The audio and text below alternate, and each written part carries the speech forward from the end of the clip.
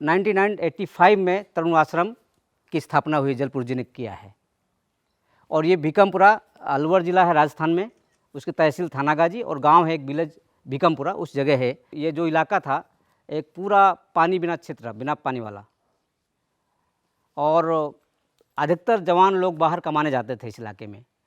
और बारिश बहुत अच्छी होती थी, जो एक एक बूंद पानी का संस्कार के अनुसार खर्च करता था, बचाता था, पेड़ लगाता था, स्कूल बनाता था, अस्पताल बनाते थे, रोड बनाते थे, मकान बनाते थे।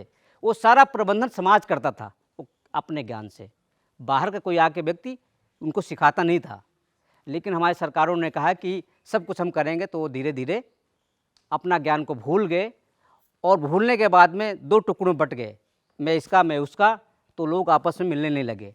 तो वो काम सारा उनका छूटने के बाद में इतने अच्छे जोहड़ बनाए, इतनी अच्छी बावड़ी बनाए, कोई इंजीनियर नहीं था, उन्होंने बनाया, अब पानी के प्रबंधन करते थे। लेकिन इसके बाद भूलने के बाद में सारा सरकार के भरोसे हो गया, और फिर वो जो भी उनका ज्ञान था वो तहस नहस होने लगा। तरुण भारत संघ जब उस समय में आया, जल आदरणीय जलपुर राजन सिंह जी, वो पानी वाले आदमी नहीं थे, वो पेशे से डॉक्टर थे।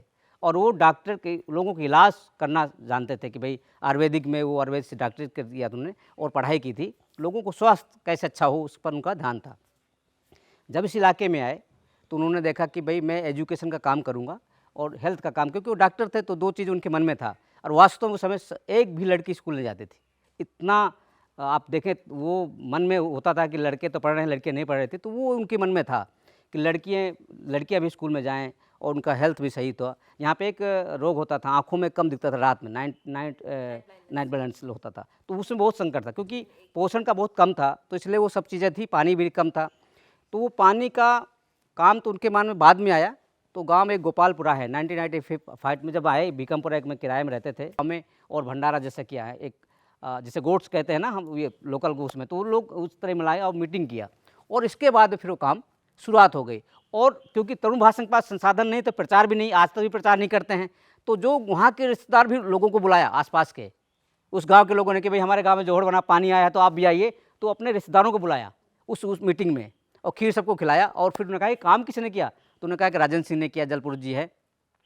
और उन्होंने कहा हमारे गांव में हो, तो फिर भावता में शुरू हुआ, हमीरपुर में शुरू हुआ, मांडलवा जब देखेंगे अभी वहाँ काम शुरू हुआ। तो वो रिश्तेदार उन्होंने वहाँ बुलाया, भाई साहब क्या आप हमारे गाँव में आइए, हमारे यहाँ संकट। तो इस तरह चैनल से वो काम बढ़ता गया फिर, और इतना अच्छा काम हुआ कि करीबन 21 स्ट्रक्चर्स, उसमें उसके नेम अलग हैं कि जोहड़ हैं, एनीकट है, बंद हैं।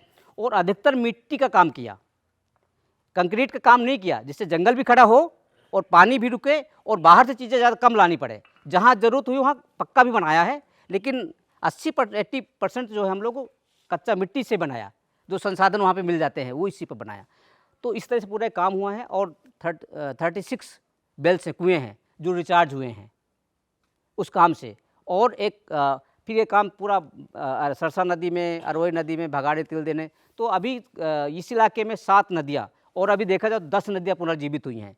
मतलब है कि उसको गंगा यमुना जैसा नहीं है कि उस धरती क्षेत्र में पानी जहाँ पे 500 फीट 200 फीट था, वो 70 फीट में, 80 फीट में, 100 फीट में, 150 में पानी मिलने लगा धरती के नीचे। अगर बरसात लगातार होती, पिछले 8 सालों से यहाँ का जो रेनफॉल है वो बहुत कम है, 200, गुरुजी कितना होगा, 300, 250, 100, मतलब लास्ट 300। और बारिश नहीं, पहले तो 500, 600, 700, 800 mm बरसात होती थी। तो उसमें और देखा जाए तो उस इलाके में पानी धरती में बढ़ा है, तो जैसे पानी निकालते हैं तो उसका उपयोग भी करते हैं सही प्रकार से, क्योंकि जितना निकालते हैं उतना डालते हैं, तो उनका मेंटेन बराबर हुआ है। और जिस इलाके में नहीं हुआ है वहाँ पे अभी भी 1000 फीट पानी नीचे जा रहा है।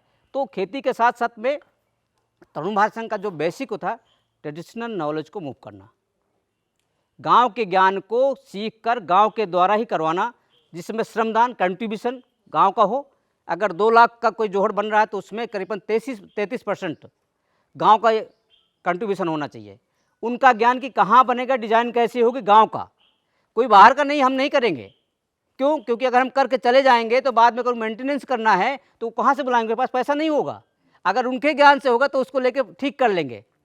अगर उनका पैसा लगा है, उनका ज्ञान लगा है, तो उनका सम्मान किसका होना चाहिए? मेरा नहीं होना चाहिए।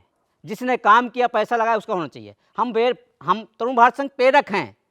जैसे किसी के पैर में चोट लग जाती है, वो चल नहीं पाता, तो बैसाखी ले ले, डंडा के सहारा ले ले, और थोड़ा चलने लगे, वो ठीक हो जाए, उसको हटा दे। ये प्रेरक का काम हमारे जल पुरुष जी ने हमेशा सिखाया कि लोगों को ऐसे मोटिवेशन करना है। तो उस विजुअल इम्पैक्ट को हम महत्वपूर्ण देते हैं। दूसरा क्या है, तरुण भारत संघ रिलेशनशिप को बहुत महत्व मानता है।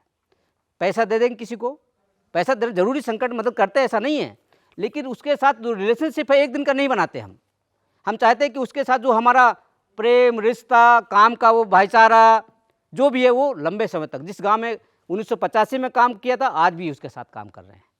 हो सकता है पानी काम नहीं करे, एजुकेशन काम करे, हेल्थ का काम करें, पानी के एक एक बूंद बचाने के लिए नई तकनीकी को सिखाने काम करें, खेती पर कोई अलग तरीके, लड़कियों को अलग सिखाने कुछ काम करें, लेकिन उनके साथ में काम कंटिन्यू हम करते रहे हैं। छोड़ा नहीं है कि भाई आज हो गया छोड़ दिया। उससे क्या होता है कि आप जब लोगों के साथ करते हैं तो एक फंक्शन को मजबूत करेंगे तो दूसरा डैमेज होता है। तो जब तक आप दोनों पहियों को ठीक नहीं रखेंगे तो गाड़ी आगे नहीं बढ़ेगी। हम क्या है कि अपना प्रोजेक्ट खत्म किया, काम खत्म, ऐसा नहीं होना चाहिए। तरुण भारत संघ के मानना है, तरुण भारत संघ के मानना का गाँव को बदलना है तो उनके साथ लगातार रहना पड़ेगा।